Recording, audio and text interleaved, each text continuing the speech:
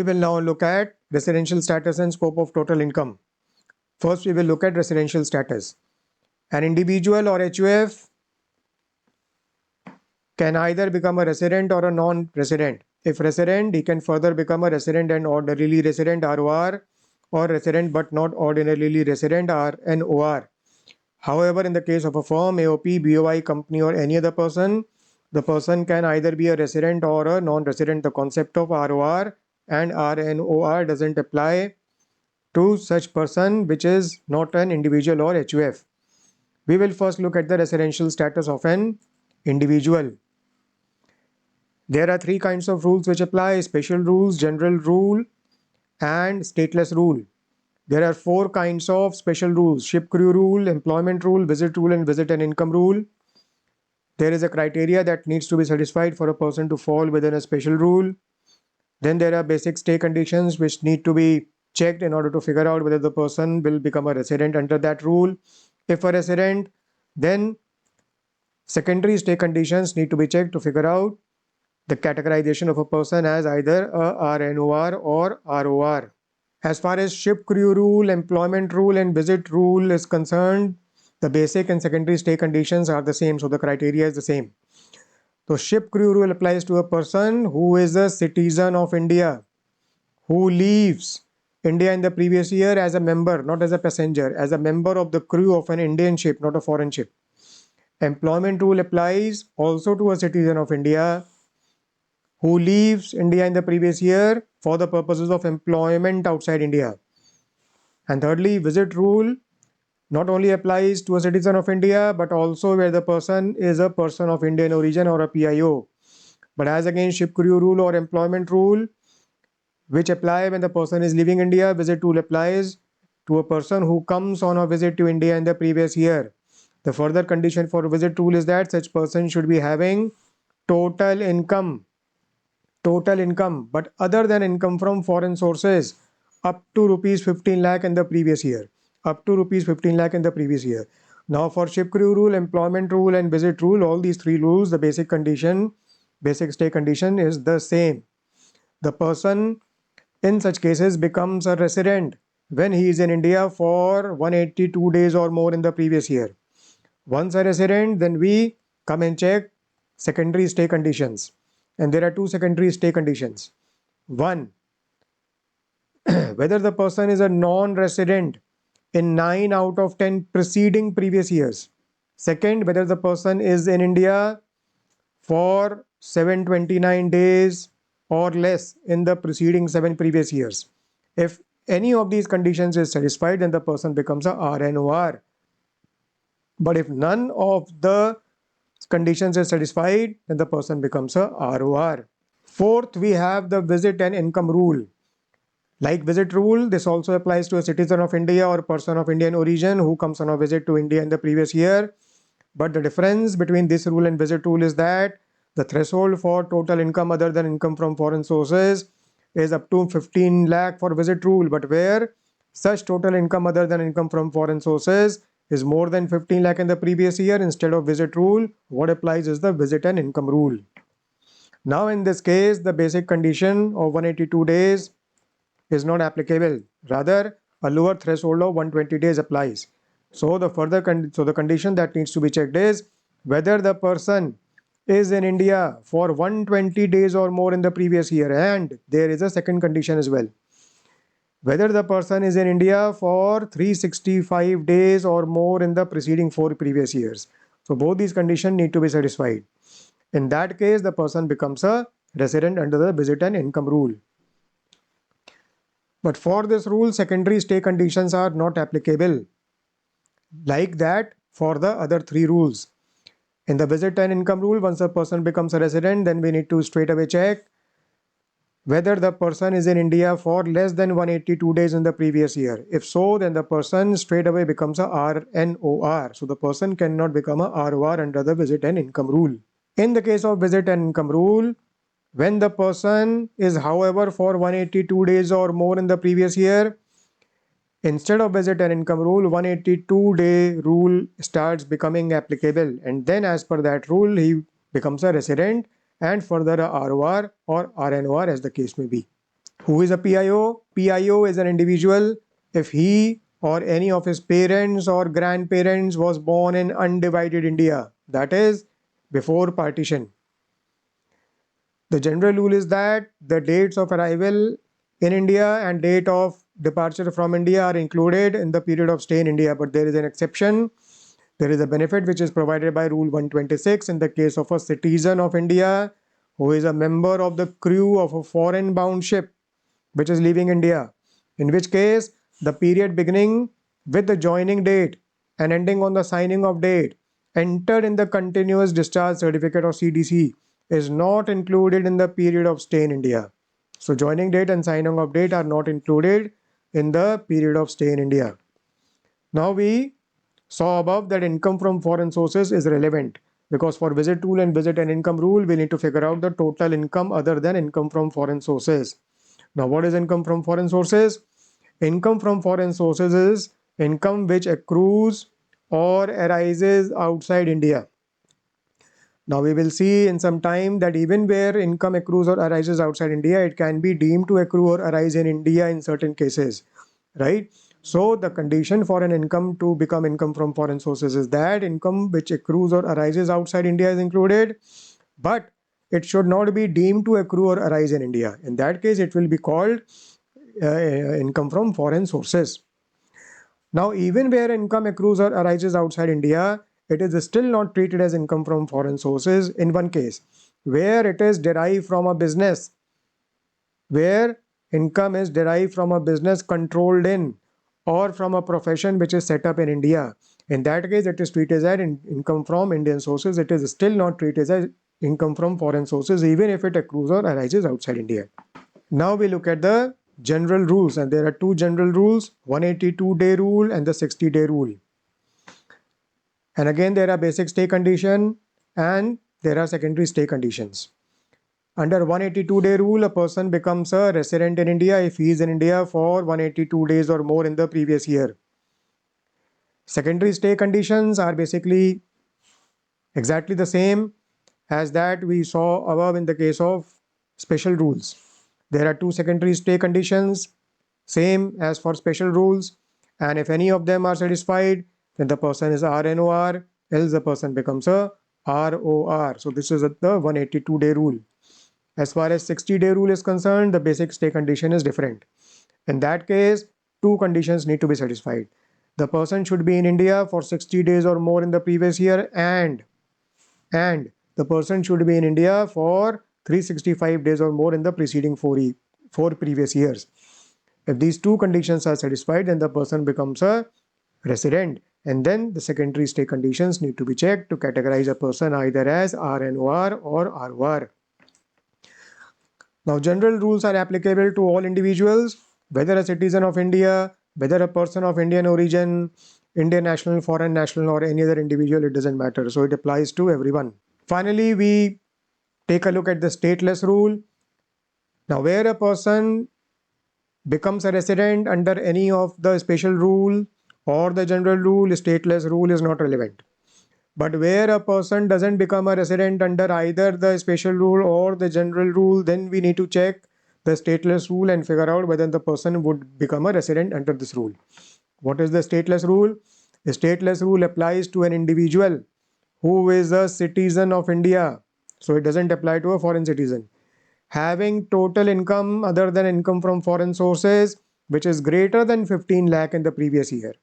And the further condition is that he is not liable to tax in any other country or territory by reason of his domicile, residence, or any other criteria of similar nature.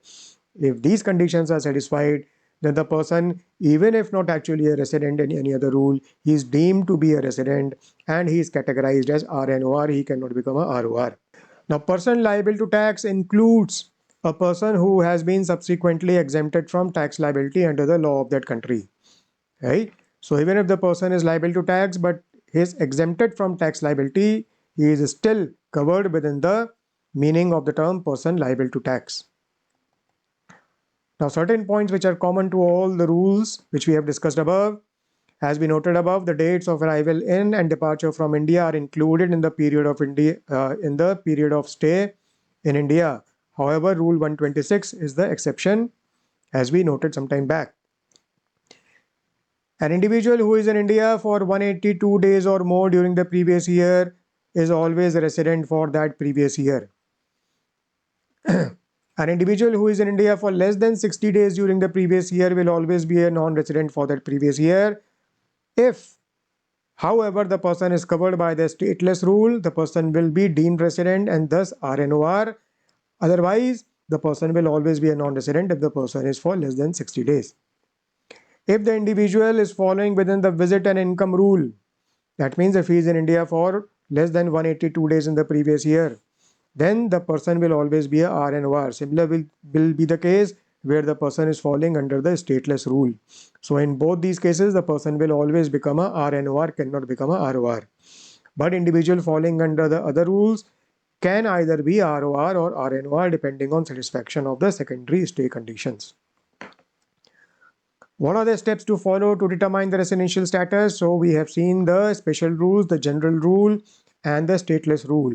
And these are the steps to be followed to finally determine the residential status of a person. First, we see whether a special rule applies to a person, whether the person falls within the purview of a special rule. If yes, then we need to check the stay conditions. If those are met, then the person becomes a resident. And further, a ROR or RNOR. However, in the case of visit and income rule, the person can only be an RNOR, not a ROR. If the person is falling within the special rule, but the stay conditions are not met, that means the person is not becoming a resident under a special rule, then in that case, we need to check the stateless rule. If that becomes applicable, the person is deemed resident and consequently a RNOR. Else, the person can be said to be a non-resident.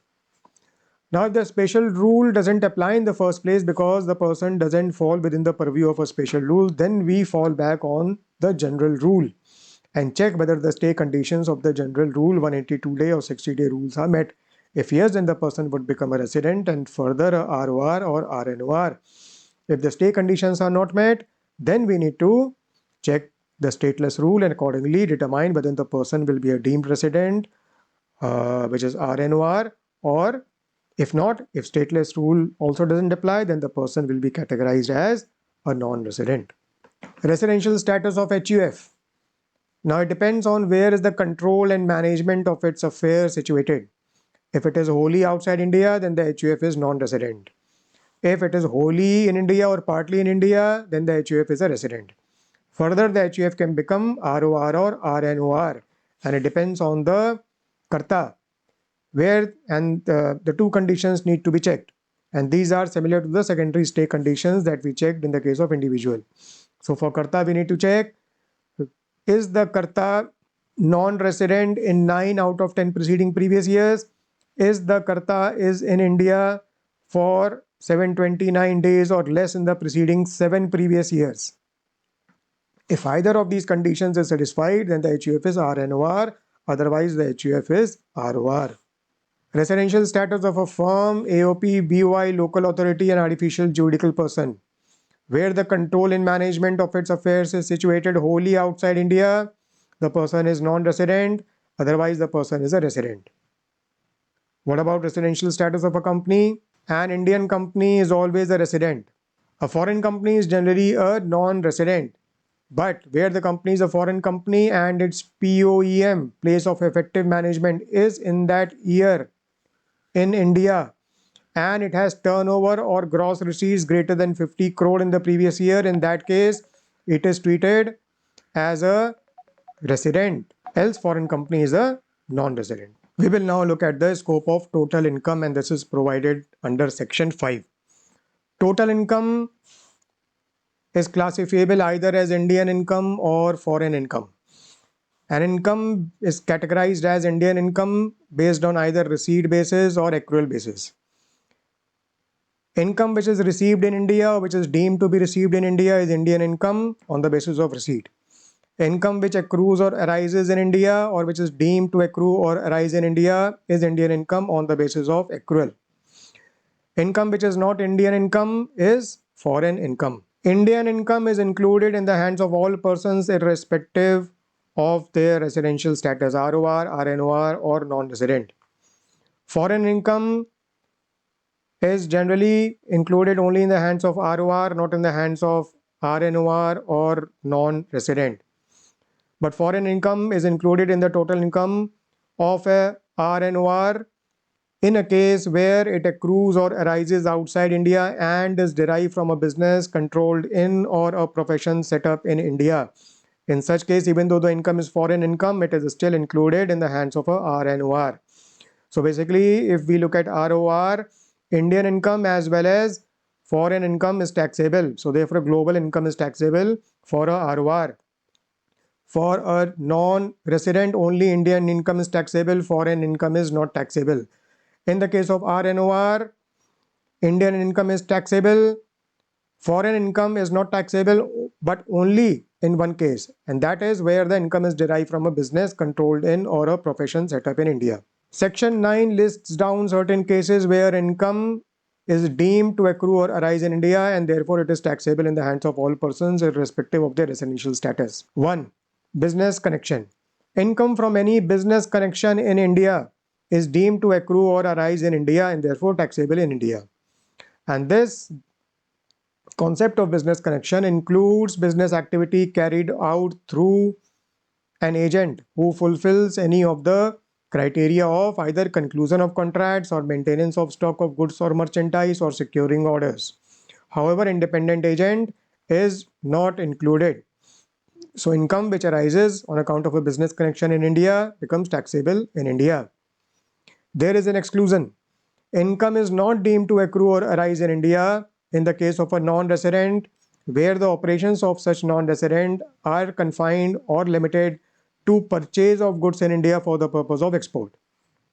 Number 2, in the case of property, etc., income from any property, asset or source of income in India is deemed to accrue or arise in India and is therefore taxable in India. Third, capital asset. Income from transfer of a capital asset which is situated in India is deemed to accrue or arise in India and is therefore taxable in India.